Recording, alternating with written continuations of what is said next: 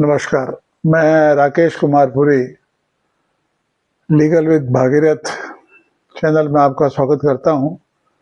काफ़ी दिनों से हमने कोई वीडियो रिलीज नहीं किया। उसका मुख्य कारण अधिवक्ताओं के चुनाव से था। आज मैं आपको एक लैंडमार्क जजमेंट, जिसका आने वाले समय पर कानून पर और व्यक्ति की स्वतंत्रता पर बड़ा भारी प्रभाव पड़ने जा रहा है, के बारे में अवगत कराऊंगा।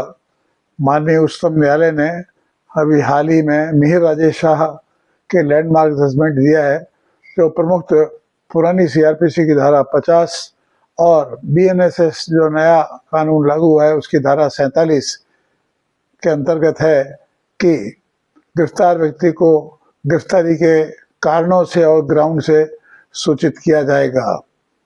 इस जजमेंट का मुख्य उद्देश्य ये रहा है कि डिफेंस के लॉयर के हाथ में एक टूल हो, ताकि वह रिमांड के समय बहस करते समय उसे गिरफ्तारी के कारणों का और ग्राउंड्स का पता हो, ताकि वो अपने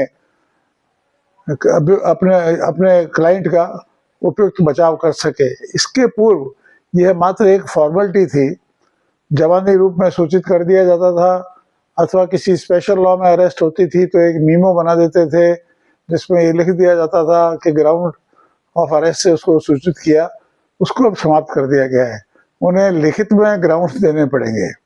इसमें एक अपवाद अवश्य रखा है कि अगर किसी क्राइम की प्रोग्रेस में कोई अपवाद स्वरूप परिस्थिति में मुलजिम गिरफ्तार होता है, तो उस समय अगर आप ग्राउंड नहीं दे पाए और केवल जवानी ग्राउंड दे पाए, तब भी जब वो रिमांड के लिए मजिस्ट्रेट महोदय के पेश किया जाएगा, उसके 2 घंटे पहले उसको लिखित में गिरफ्तारी के कारणों और ग्राउंड्स किन आधार पर उन्हें गिरफ्तार किया गया है को सूचित करना पड़ेगा।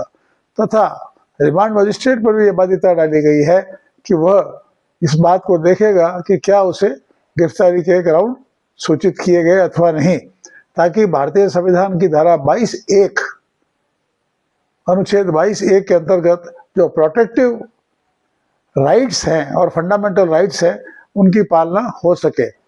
अब अगर मजिस्ट्रेट महोदय जो रिमांड मजिस्ट्रेट हैं वो देखते हैं कि गिरफ्तारी के ग्राउंड से उसे सूचित नहीं किया गया है, तो उसे तुरंत रिहा कर सकते हैं, परंतु ये वापस गिरफ्तारी में कोई बाध्यता नहीं है। इस पर अनुसंधान अधिकारी को लिखित में गिरफ्तारी के ग्राउंड क्यों नहीं सूचित किए, इसके स्पष्टीकरण समेत उसे गिरफ्तारी के ग्राउंड मजिस्ट्रेट महोदय को बताने पड़ेंगे, जो 1 सप्ताह में उस पर निर्णय लेंगे।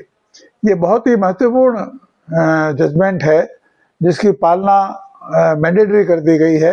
इससे व्यक्ति विशेष या अभियुक्त या ये पहला ऐसा जजमेंट आया है जिसमें राज्य और सिटीजन के बीच में पहली बार जब वो कानून का सामना कर रहा होगा तो उसे सारे ग्राउंड्स बताने पड़ेंगे।